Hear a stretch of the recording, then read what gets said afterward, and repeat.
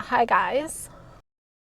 We're gonna do a little sit and chat today. I have some things in my mind, and yes, I'm in a parking garage. Is that a little weird? Maybe, but I am gonna do something that makes me very happy.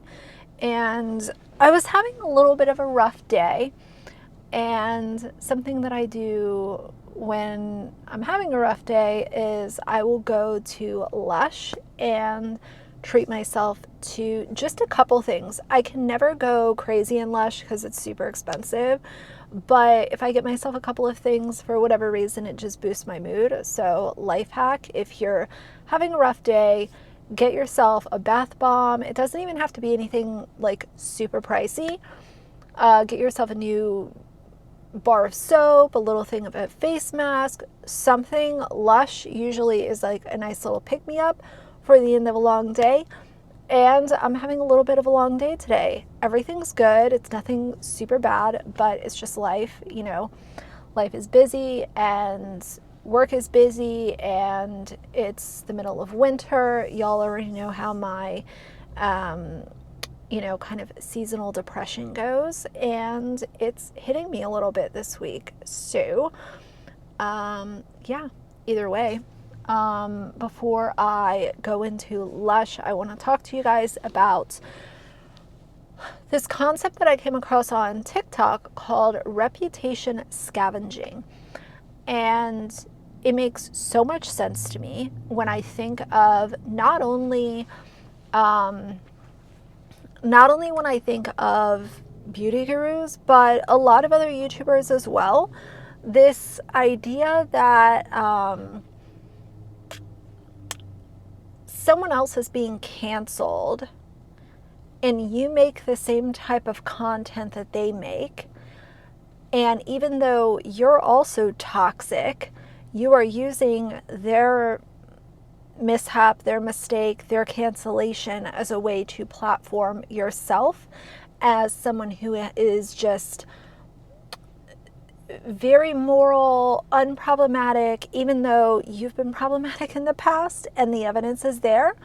And of course, I'm not talking about people who have changed and actually made growth and big steps in repairing their reputation. Not talking about that at all. But I think you guys will understand this concept. I think you'll also relate it to a lot of other kind of things that you come across online. So I figured I've never talked about it, want to talk about it. So this whole idea of reputation scavenging is when an influencer or a YouTuber, call it public figure, is going through a situation where their morals or their reputation is being kind of called into question. They're being called out, they're being called into question by the internet at large, or by subscribers or followers.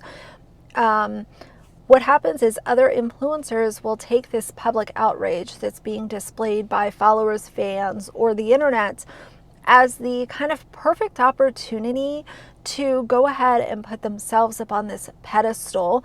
And it's all at the expense of the influencer that is being currently called out. They'll kind of come out of nowhere and say, oh, but look at me. I would never do that to you guys. I would never lie. And obviously, this whole idea has kind of stemmed from Mascara Gate. And I think of influencers like James Charles, Jeffree Star, taking the opportunity of Michaela being called out to platform themselves as some kind of unfiltered, unbothered, totally transparent beauty quote guru. And yes, I'm putting that in air quotes in case you guys are listening only. But they're only doing that because Michaela was caught lying to her audience, which is still a really big deal. I disagree with the lying. I disagree with L'Oreal standing behind her. I disagree with the way that she has handled it to date. I disagree with the fact that, companies will probably continue to send her PR. All of this stuff I disagree with. But I can also disagree with opportunists like James Charles and Jeffree Star, who also have a very disgusting past of their own, but they're using this opportunity to say, oh, well, you know, oh, I have to review makeup again because Michaela lied. I would never lie. So here I am to save the day. It's kind of like their superhero moment, even though they are both toxic as all hell. Essentially what these influencers are doing, and let's just use Jeffree Star as an example, is Jeffree Star is coming out and saying, I would never lie on a review. In turn, he's selling himself and his, quote, transparency as part of his brand. But what that's doing in turn is it's not just giving him clicks and views, it's actually making him money, not only in the short term, but also in the long term, because people are going to choose to stick around, subscribe, and buy whatever it is that he is shilling, because they are so upset with Michaela, they are willing to believe someone like Jeffree Star. And I made this video last week talking about, you know, it's bad when people are hailing Jeffree Star as some kind of guy who's swooped in to save the day because big bad Michaela.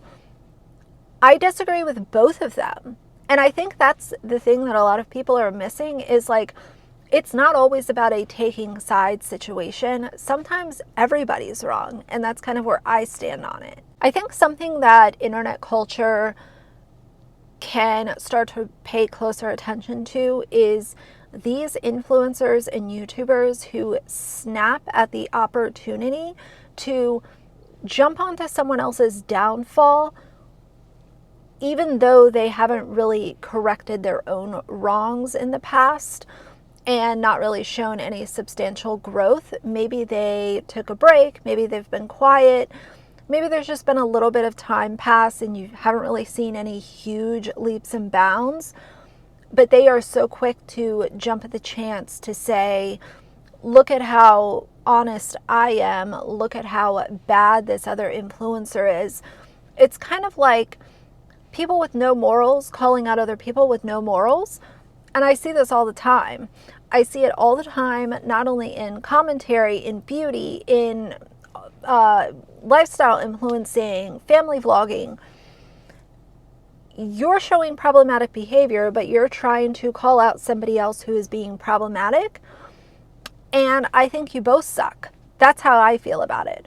At the end of the day, this is all a money game. It always, as I've said for ages, it always comes back to the dollar bill. It always comes back to, how am I going to sell myself? How am I going to sell my character? How am I going to sell my personality? How am I going to sell this product? How am I going to sell this collab? How am I going to push this brand deal so that I'm making either more money, more subscribers, getting more attention, selling memberships, all these kinds of things? It always comes back to the almighty dollar. Obviously, when we're talking about influencers that are doing this on a full-time basis, it's a completely different arena that they're playing in, because it's no longer a hobby. It's no longer, oh, this is funding my vacation money. This is funding a special interest that I have. This is literally how they feed their family. And I think that's where you start to see this kind of shift in what people are willing to do and what they're willing to say in order to keep the money train going. And when it comes to family vloggers, we see it by them not taking the privacy of their children seriously. When it comes to commentary, you might see someone using really offensive language that they might not have used initially because it's getting them the attention that they're seeking. And I don't hate on people for doing content creation full time. I think it's awesome. But if you're shifting into a different person and you are pushing boundaries and being toxic once you start doing it full time, that's where people start to have a big problem with it. I personally find internet culture just so interesting, and I say that all the time, and I really mean it. I find it to be very complex. I find it to be a really diverse space where some people will get really upset about you know, the smallest, most minuscule things, and then make a really big deal about it, but then they'll support someone who is actively being toxic and problematic and excuse that behavior as, oh, it's content, oh, it's jokes, oh, it's blah, blah, blah. I don't have the answer for any of it. I'm just here to give my opinion on what I come across.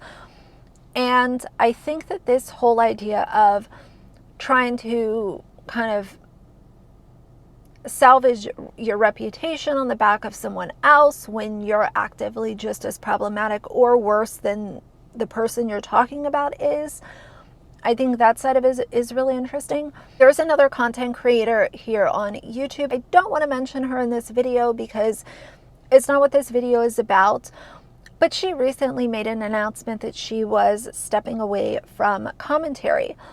And honestly, it made me take a step back and look at my own content and really kind of dissect, what is my message? Have I stuck with my message? Am I creating toxicity? Am I being, you know, someone that I wasn't previously? Because I am a very self-aware person and I do keep myself in check and I hold myself accountable. And I think that my audience really holds me accountable too. I want to know how you guys feel about the topic of being anti-family vlogger as a whole. In the comment section, sound off about how you feel. Is giving commentary on family vloggers creating more toxicity? Does it depend on the creator? Does it depend on the family vlogging channel that is being discussed? Like, how do you guys feel about that? I've always felt like providing commentary on family vloggers has a vital role to play on YouTube. But when I hear fellow creators who previously did similar content say that they're stepping away from it, you know, that's their journey. But I also feel like it gives me an opportunity to reflect on my own content and what I have been giving my audience. I always want to make sure I'm keeping myself accountable. I don't want to change that. I don't want to stray from my message and start to deliver content in a different way and say that it is all for a good cause, even though I'm creating mess and toxicity. I know that sometimes I might talk about things that are a little more minuscule, a little less important to some people. But as far as my delivery and the manner in which I talk about people, I do try to keep myself really consistent in that section. And I hope it comes through in my content, but I want to know how you guys feel about giving commentary on these families. How do you feel? I think those are going to be my thoughts for today. I can't wait to hear what y'all have to say about all of this. I think it's very interesting, and I'm going to treat myself to Lush. Now, I will tell you guys, I know exactly what I'm going to go in there and buy. It is the Sleepy Shower, like, shower steamer. I'm going to get a couple of those because not only are they great for the shower, but you can also exfoliate with them. So I absolutely love those. I would bring you guys with me, but I'm really not going to go crazy. I know exactly what I want. It's tried and true. So I'm going to grab a couple of those and call it a day.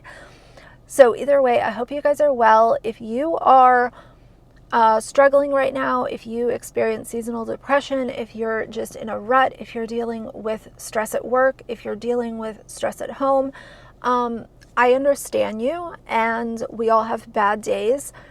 Am I saying that shopping is some sort of therapy? No, I'm not. Never going to say that.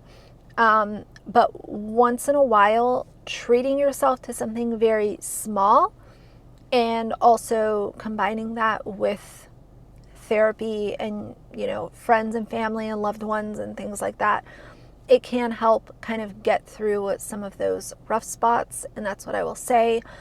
But I hope that you guys are well. We are almost into spring. I am so ready for spring.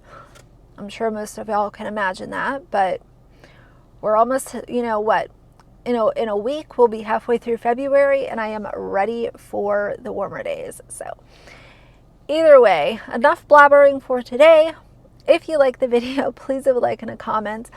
And if you'd like to see more from me in the future, please subscribe. I'll see you guys soon. Bye.